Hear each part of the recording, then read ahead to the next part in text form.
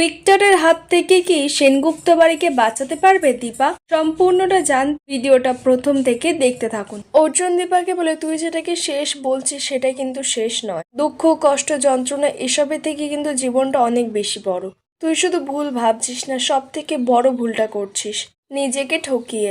এটাই করছিস তুই। তোকে নতুন করে কিছু শুরু করতে হবে না, কিন্তু তুই নিজের মতো করে বাঁচ। এইভাবে দুঃখ বিলাপ করে ভালো থাকা যায় না দীপা। আমি তোকে আগেও বলেছি দীপা, এইসব দিনের ভ্যালু আমার কাছে আগেও ছিল না, এখনো নেই। তবে অবশ্যই তোকে ভালোবেসেছি, তোকে মনে করেছি প্রত্যেকটা মুহূর্তে। আমি চাইলেই যে তোকে পাবো না সেটা আমি জানি। জীবনে অনেক সময় অনেক কিছু পাইনি, তাতে কোনো অসুবিধে নেই, কিন্তু আজকে ভালোবাসার দিনে তোর মেয়েরা এত কষ্ট করে সাজিয়েছে। আজকের এই আনন্দের দিনে আমি শুধু চাই তুই খুশি থাক। Happy Valentine's day Dipa. ভালোবাসার দিনে আমার খুব ভালোবাসার মানুষটাকে উইশ তো করতেই পারি। অপরদিকে ইরা সূর্যকে বলে, স্যার ভ্যালেন্টাইন্স ডে তো ভালোবাসার দিন, একটা ছোট্ট উইশ করলে। সূর্য বলে, ভালোবাসা মানে এখন আমার কাছে অভিশাপ ছাড়া কিচ্ছু নয়। এই শব্দটা আমার কাছে অর্থহীন, এর কোনো মানে নেই, আপনি বুঝেছেন? Now please leave me alone, just get lost. Ira মনে মনে বলে, স্যারের মনে হয়তো কোনো চাপা কষ্ট আছে, তাই জন্য উনি এইভাবে রিয়াক্ট করছেন। সূর্য তখন বলে, আপনি এখনো দাঁড়িয়ে আছেন? আমি বাংলায় কি বললাম আপনি বুঝতে পারলেন না? না, আমি তো বলছি ভালোবাসা মানে আমার কাছে অর্থহীন। ইরা বলে, না আমি বুঝতে পারছি, আপনি হয়তো ভালোবাসায় খুব কষ্ট পেয়েছেন, কিন্তু তার মানে তো এই নয় যে সব ভালোবাসা মিথ্যে আর খারাপ। সূর্য বলে, লেকচার দিচ্ছেন আপনি আমাকে? ইরা বলে, আমি লেকচার দেওয়ার কেউ নেই ডক্টর সেনগুপ্ত, আর আমি সেটা করতেও আসিনি। আমি ভালোবাসা দিতে এসেছিলাম, দিয়ে গেলাম। এবার আপনি অ্যাকসেপ্ট না করলেও আমার ভালোবাসাটা মিথ্যে হয়ে যায় না। সূর্য বলে, কি জানেন আপনি ভালোবাসার? ইরা বলে, হ্যাঁ জানি। আপনি বলবেন ছেলে মানুষই, আপনি বলবেন এই দুদিনের দেখায় প্রেম হয় না, আপনি বলবেন আপনাদের সময় এইভাবে প্রেম হতো না, কিন্তু আমি বলছি প্রেম হয়, আর এইভাবেই হয়। সূর্য বলে, বড্ড বেশি কথা বলে ফেলছেন আপনি। লাইফ সম্পর্কে কি কি জানেন আপনি? তো বড় বড় কথা বলছেন যে। এরা বলে, মানছে আমি বয়সে অনেকটাই ছোট, কিন্তু আমিও লাইফকে আমার মতো করেই বুঝি। আমি নিজেকে দিয়ে রিয়েলাইজ করেছি যে আমি এতদিন আপনাকে ভয় পেতাম, আর আজ সেই আমি আপনার জন্য ফিল করছি। আমি বুঝতে পারছি আপনার মতো এতটা শান্ত স্বভাবের লোক ভালোবাসার কথা শুনলে কেন এতটা রেগে যায়। আই আন্ডারস্ট্যান্ড যে আপনার কোনো একটা পাস্ট আছে, তাই জন্য আপনি আজ এরকম। তবে হ্যাঁ, আপনাকে আমি এটা বলতে পারি, সেই কথা আমি আপনার কাছ থেকে কোনোদিনও জানতে চাইবো না। কেন জানেন? কারণ আমি ওই পাস্টে ছিলাম, আর থাকতেও চাই না। আমি শুধু আপনার ফিউচারে থাকতে চাই, আর থাকবো।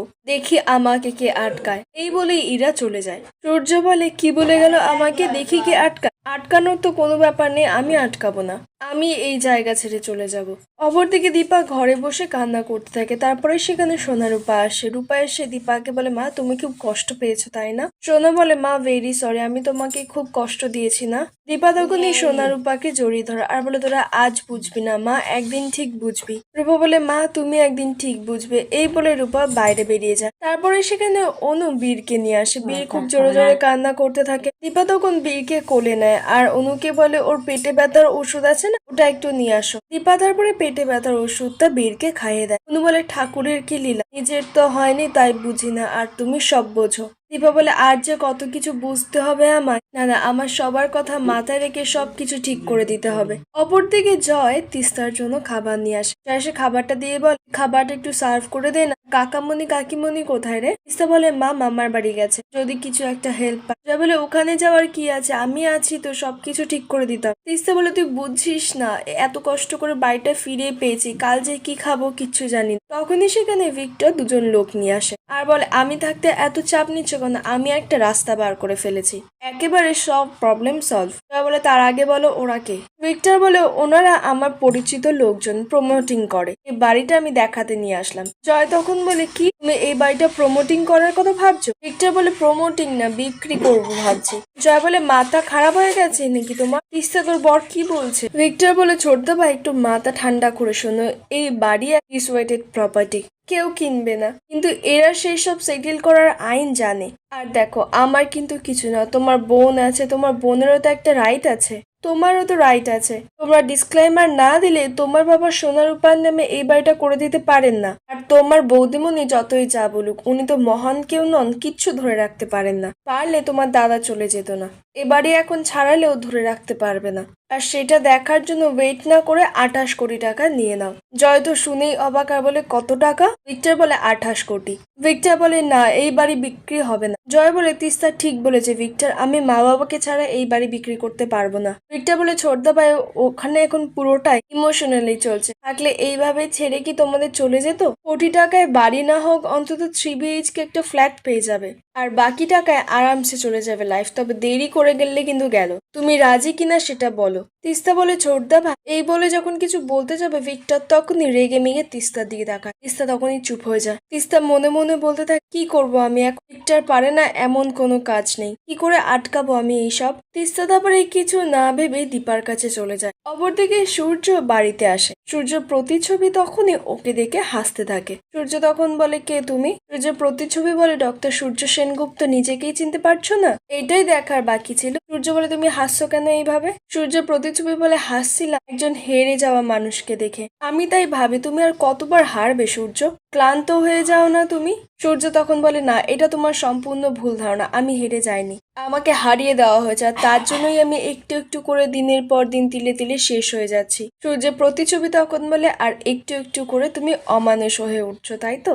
একটা কথা ভেবে দেখো তো, নিজেকে তোমার মানুষ বলে ভাবতে ইচ্ছা করে? সূর্য বলে, কি বললে তুমি? আমি মানুষ নই? তুমি জানো না সবাই আমাকে দিনের পর দিন কেমন ভাবে ঠকিয়েছে, আমাকে মিথ্যে কথা বলেছে, অন্ধকারের মধ্যে রেখেছে। সূর্যের প্রতিচ্ছবি বলে, তুমি ভেবে বলছো তো যে সবাই তোমাকে ঠকিয়েছে? সূর্য বলে, হ্যাঁ, সবাই ঠকিয়েছে আমাকে। সূর্যের প্রতিচ্ছবি বলে, ভেবে দেখো ডাক্তারবাবু, তুমি এতদিন যা যা করেছিলে সবটা ঘুরে ঘুরে আবার তোমার কাছেই ফিরে আসছে। সূর্য তখন বলে, কি ঘুরে ফিরে এসেছে? কি মিন করতে চাইছো তুমি? সূর্যের প্রতিচ্ছবি বলে, হয়তো তুমি ভুলে যেতে পারো, আমি ভুলিনি। তুমি দীপাকে সন্দেহ করনি, অন্য একটা সম্পর্কের জন্য মিথ্যে সন্দেহ করে তুমি ওকে বাড়ি থেকে বের করে দিয়েছিলে। আবারও তুমি একই কাজ করলে, তুমি তোমার একটা অন্য সম্পর্কের জন্য ওকে আঘাত করলে, ওকে দূরে ঠেলে দিলে। তুমি ভুল করনি সূর্য? আবার এখন কি করছো? তারই উপরে রাগ করে নিজেই অমানুষ হয়ে উঠছো। সূর্য তখন বলে, এখানে তোমরা সবাই জানো আমার দোষ কোথায়। এখানে সবাই আমাকে ভিকটিম করে রেখেছে, ভিলেন করে রেখেছে। আমি যাই করছি সেটাই আমার দোষ হয়ে যাচ্ছে।